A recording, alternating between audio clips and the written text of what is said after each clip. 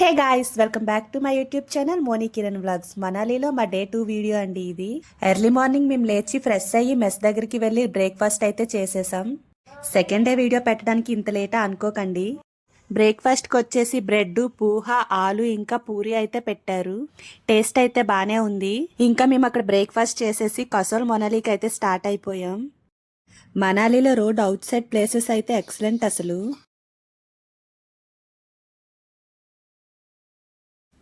మనాలి నుంచి రోహతాంగ్కి 55 km అయితే ఉంది జర్నీ. రోహతాంగ్ అంటే అక్కడ ఫుల్ స్నో ఉంటుంది, స్నోఫాల్ అయితే వస్తుందంట.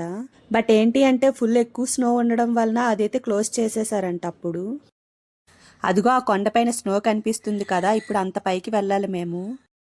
ఇక్కడ నుంచి ఆ పైన స్నో చూసేసరికి మా ఎగ్జైట్మెంట్ చూడండి. అక్కడ చలికి తట్టుకోవాలంటే మనం వేసుకునే డ్రెస్సెస్ అస్సలు పనిచేయవు, అందుకని చెప్పి అక్కడ వేరే డ్రెస్సెస్ వేసుకోవడానికని వెళ్ళాము. ఇక్కడైతే అద్దెకిస్తారు ఈ డ్రెస్సెస్. పైన అక్కడ స్నోఫాల్లో అయితే యాక్టివిటీస్ అయితే జరుగుతాయి. అక్కడ మనం ఏదైనా యాక్టివిటీస్ ఎక్కాలన్నా ఏమైనా చేయాలన్నా సరే ఇక్కడ ముందుగా మనం టికెట్స్ అయితే తీసుకోవాలి. ఏ యాక్టివిటీకి ఎంత పేమెంట్ ఉంటుందని చెప్పి ముందే వీళ్ళు డిస్ప్లేలో చూపించి మనకి చెప్తారు. బట్ ఏంటి అంటే సింగిల్గా అండ్ కపుల్స్తో వెళ్ళే వాళ్ళకైతే ఓకే, పర్వాలేదు. మాలా ఫ్యామిలీతో వెళ్ళే వాళ్ళకైతే అస్సలే అవ్వదు. అనవసరంగా మనీ వేస్ట్ అయిపోతుంది. ఇంకా పైకి వెళ్ళిన తర్వాత మనకి ఇంట్రెస్ట్ ఉంటే అక్కడ కూడా మనీ పెట్టుకొని యాక్టివిటీస్ అయితే మనం చేసుకోవచ్చు. కానీ ముందుగా ఇక్కడ టికెట్స్ బుక్ చేసుకొని మనీ పెట్టడం అయితే వేస్ట్ నాకు తెలిసి. అక్కడ మాకు మా పిల్లలకి సెట్ అయ్యే డ్రెస్సెస్ అయితే వేసుకొని అక్కడ నుంచి స్టార్ట్ అయిపోయాం. ఇక్కడ ఏరియా అంతా వచ్చేసి బాంగ్ విలేజ్ అంట. వీళ్ళు ఎలా ఉంటున్నారో అర్థం కావట్లేదు, ఫుల్ చలి అయితే ఉంది ఇక్కడ నుంచి. మేము గంటలు గంటలు జర్నీ చేసినా సరే ఇంకా పైకి అయితే వెళ్ళటం లేదు, జర్నీ ఇంకా చాలా ఉంది.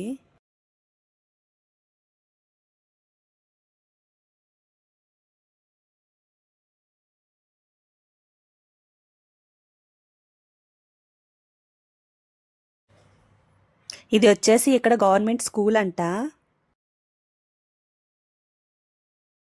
ఇలా ఆవులున్నట్టు ఇక్కడ యాక్స్ ఉన్నాయి చూడండి. ఇది సోలాంగ్ విలేజ్.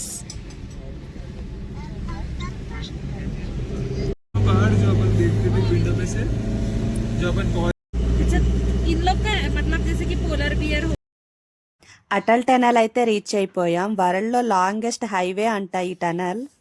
ఈ టనల్ డిస్టెన్స్ వచ్చేసి 9.2 km. ఈ టనల్ని క్రాస్ అయ్యాక వేరే వరల్డ్లోకి అయితే ఎంటర్ అయిపోయాం. చాలా బాగుంది ఫీల్ అయితే. ఫైనల్లీ స్నో లైవ్ ఎక్స్పీరియన్స్ అయితే చేసేసాం. వావ్!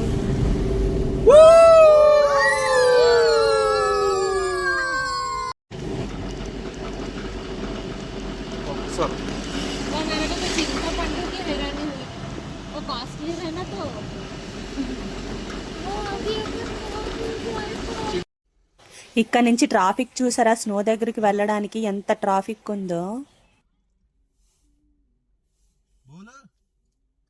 ఫైనల్లీ వచ్చేసాం.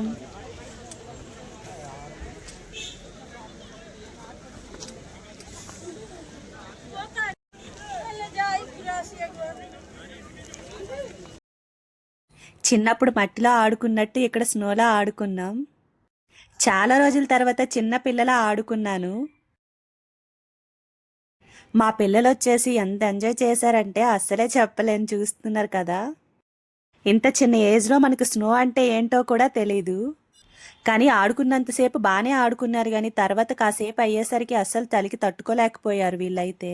వాళ్ళనే కాదు మేము కూడా ఉండలేకపోయాం. ఎందుకు వచ్చామా దేవుడా అనిపించింది, అంత చలైతే వేసేసింది. స్నో మొత్తం గడ్డ కట్టేసి అందరూ పడిపోతున్నారు జారిపడి. కానీ చిన్నపిల్లలతో వచ్చినప్పుడు చాలా జాగ్రత్తగా అయితే ఉండాలి. అస్సలే మా పిల్లలు అయితే ఏడ్చేశారు. మీరే చూడండి స్నో మొత్తం ఎలా మంచుగడ్డల్లా అయిపోయిందో.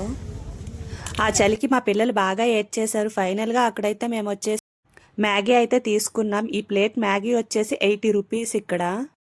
కానీ తప్పదు, ఇంత చలిలో ఈ మ్యాగీ వచ్చేసి ఇలా మన చేతిలో పెట్టగానే చల్లగా అయితే అయిపోయింది.